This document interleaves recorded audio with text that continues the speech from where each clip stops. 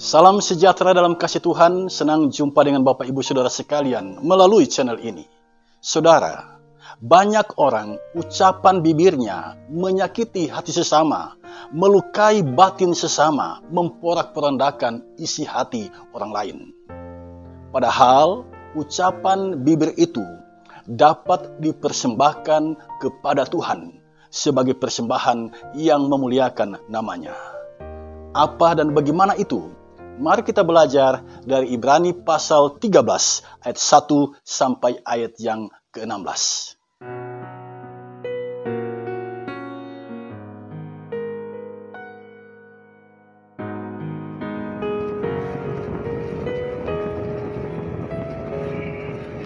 Sebelum kita membaca dan merenungkan bagian Alkitab ini, mari kita berdoa.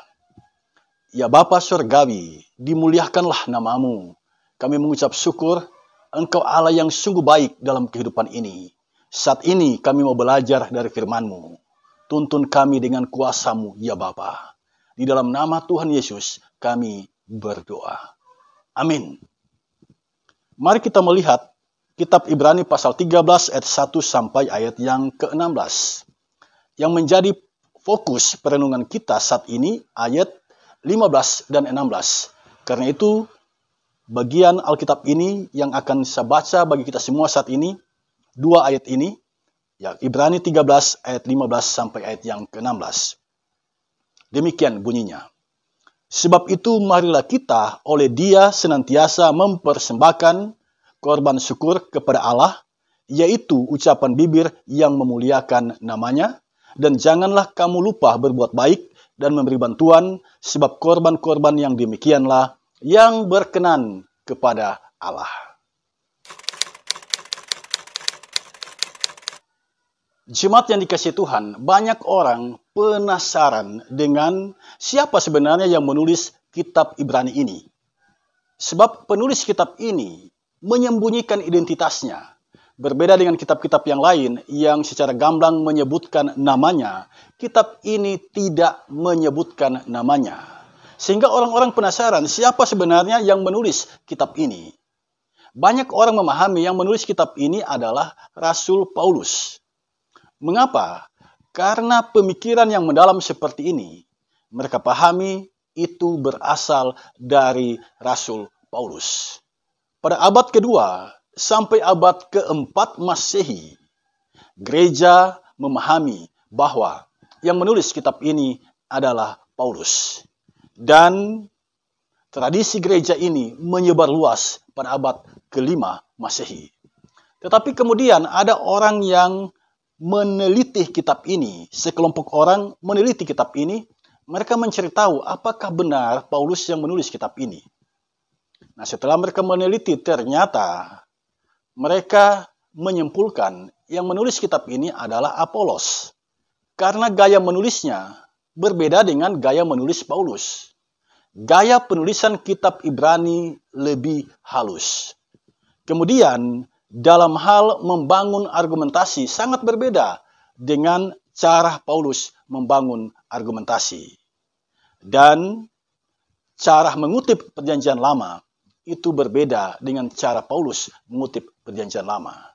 Karena itu, sekelompok orang ini menyimpulkan ini adalah tulisan dari Apolos.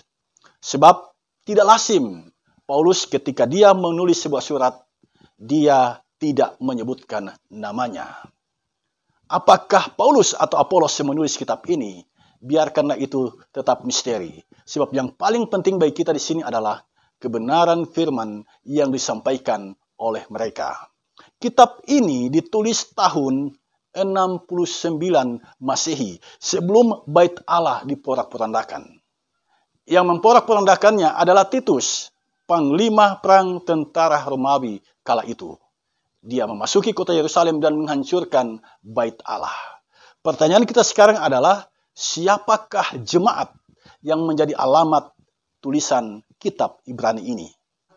Salah satu ayat yang sering dijadikan orang untuk menyimpulkan tentang alamat dari penulis kitab ini adalah Ibrani pasal 13 ayat 24. Di sana tertulis terimalah salam dari saudara-saudara di Italia.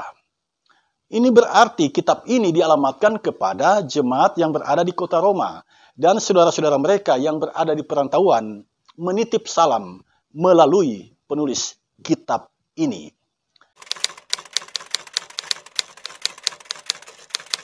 Jemaat sekalian, sekarang mari kita dalami Ibrani pasal 13 ayat 1 sampai ayat yang ke-16. Dan kita berfokus pada dua ayat 15 sampai ayat yang ke-16. Sebab tema khotbah kali ini, persembahkanlah korban syukur dengan ucapan bibir yang memuliakan namanya. Tema ini diadaptasi dari Ibrani 13 ayat 15 yang bunyinya seperti ini. Sebab itu marilah kita oleh Dia senantiasa mempersembahkan korban syukur kepada Allah, yaitu ucapan bibir yang memuliakan namanya. Kita tahu praktek korban dalam ritual bangsa Israel. Ketika mereka datang menghadap Tuhan, ada binatang korban yang mereka persembahkan. Nah, dalam agama Yahudi, ritual korban semacam itu dipraktekkan. Jemaat yang dikasihi Tuhan, mengapa sekarang praktek ritual binatang korban tidak lagi muncul dalam peribadahan orang Kristen? Dan mengapa dalam ayat 15 disebutkan di sini bahwa korban syukur itu berwujud ucapan bibir yang memuliakan Allah? Mari kita mulai dari yang pertama. Dari ayat 11 kita membaca di sini bahwa ada korban penghapus dosa dan korban itu dibakar di luar perkemahan. Kemah yang dimaksud adalah kemah yang dibangun oleh bangsa Israel ketika mereka keluar dari tanah Mesir. Mereka menyediakan tempat untuk berhadapan dengan Allah, untuk berjumpa dengan Allah, dan tempat itu adalah kemah pertemuan. Nah, korban penghapus dosa dan korban jenis lainnya itu dibakar di luar kemah pertemuan. Demikian juga ketika bait Allah dibangun, korban itu dibakar di pelataran bait Allah, bukan di dalam bait Allah. Nah, dalam ayat 12, penulis kitab Ibrani menjelaskan bahwa Yesus telah menderita di luar pintu gerbang untuk menguduskan umatnya dengan darahnya sendiri. Ini menarik sekali saudara sekalian. Di sini Yesus disejajarkan dengan binatang yang dikorbankan, sehingga kita bisa memandang bahwa kematiannya itu menjadi korban penghapus dosa. Darahnya yang tercurah itu menguduskan umat yang percaya kepadanya. Ini adalah berita sukacita bagi kita. Yesus yang kita sembah telah menggantikan kita. Kita yang seharusnya dihukum karena dosa-dosa kita. Semua itu diambil alih oleh Yesus. Dia menjadi korban penghapus dosa. Dia menebus kita dari hukuman dosa. Nah, dengan kematian Yesus, praktek binatang korban berakhir. Karena Yesus telah menjadi korban penghapus dosa sekali untuk selamanya. Ini hal kedua yang kita pahami dari ayat 15. Korban syukur kepada Allah tidak lagi dalam wujud binatang korban, tetapi dalam wujud ucapan bibir yang memuliakan Allah. Nah, apakah hanya itu? Jika kita memperhatikan lebih lanjut ayat 16, ada jenis korban syukur yang lain, yaitu berbuat baik dan memberi bantuan kepada orang yang membutuhkan. Berbuat baik itulah yang sering kita sebut kebajikan. Sementara memberikan bantuan kepada orang lain, itulah yang kita sebut pelayanan diakonal. Mengapa kita harus berbuat baik? Mengapa kita harus melakukan pelayanan diakonal? Memberikan bantuan kepada orang yang membutuhkan. Karena Yesus telah memberikan teladan kepada kita. Dia telah berbuat baik kepada kita, berbuat kebajikan kepada kita, mengorbankan nyawanya demi keselamatan kita semua. Inilah kebaikan Tuhan yang patut kita syukuri sampai saat ini. Yesus Kristus mengorbankan nyawanya demi keselamatan kita. Karena dia telah berbuat baik, maka penulis kitab Ibrani meminta kita untuk berbuat baik. Ada beberapa ayat di sini yang saya catat yang menunjukkan kepada kita perbuatan baik apa yang harus kita lakukan. Yang pertama, ayat 1, memelihara kasih persaudaraan. Kalau engkau adalah orang Kristen, berusahalah merawat dan memelihara kasih persaudaraan. Ini penting untuk disampaikan sebab dewasa ini ada banyak orang kakak beradik berkelahi, tidak hidup dalam kasih persaudaraan. Yang kedua, ayat 2, memberikan tumpangan kepada mereka yang membutuhkan. Bahkan di sini penulis kitab Ibrani mengatakan bahwa jika kita memberikan tumpangan itu sama saja dengan menjamu malaikat Allah. Yang ketiga, perbuatan baik yang ketiga, ayat 3, melayani orang hukuman, melayani orang yang dalam penjara, mengunjungi mereka, melawat mereka. Mengapa? Karena jemaat juga adalah orang-orang yang pernah mengalami itu, mengalami penganiayaan, bahkan di penjara. Ayat 4, menghormati pernikahan. Ini yang disampaikan oleh penulis kitab Ibrani. Ayat 5, jangan menjadi hamba uang. Jadi orientasi hidupnya hanya untuk uang. Lalu mengabaikan persekutuan dengan Tuhan. Yang keenam, ayat 7, menghormati para pemimpin yang mewartakan kebenaran firman Tuhan, yang menyampaikan kabar selamat kepada orang-orang yang mereka layani. Inilah semua kebaikan yang harus ditumbuhkan dalam kehidupan kita. Kemudian dalam ayat 8 sampai ayat yang ke-9, penulis menyebut Yesus tetap sama, baik kemarin, hari ini, sampai selama-lamanya. Mengapa ditegaskan tentang hal ini? Kalau kita memperhatikan, mencermati dengan baik, perhatikan ayat yang ke-9. Ternyata pada zaman itu muncul ajaran sesat soal makanan dan minuman. Ini tentu saja pengaruh dari agama Yahudi. Seolah jika kita memakan segalanya, kita tidak selamat. Jadi kita harus menerapkan makanan haram dan makanan yang tidak haram. Nah, penulis kitab Ibrani mengatakan Yesus Kristus tetap sama, baik kemarin, hari ini, dan sampai selama-lamanya. Sama yang dimaksud adalah sama dalam hal ajaran. Karena Yesus pernah mengajarkan di dalam Matius pasal 15 dan Markus pasal 7, di sana kita bisa membaca. Yesus mengatakan bahwa bukan yang masuk ke dalam mulut yang menajiskan orang, tetapi apa yang keluar dari mulut, itulah yang menajiskan orang.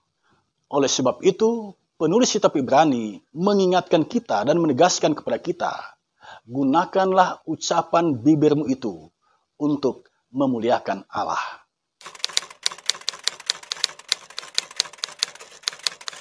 Sekarang apa pesan teologi bagi kita? Saya mencatat dua hal penting. Yang pertama, Yesus Kristus telah mati sebagai korban penghapus dosa. Kematiannya adalah menghapus dosa kita. Darahnya yang tercurah itu menguduskan kita, menguduskan setiap orang yang percaya kepadanya, sehingga orang itu tidak binasa, melainkan beroleh hidup yang kekal. Dengan kematian Yesus, praktek persembahan binatang korban itu berakhir. Ritual binatang korban berakhir.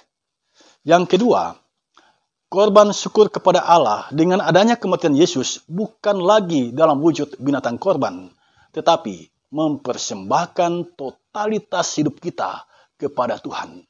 Itulah korban syukur yang berkenan kepada Allah.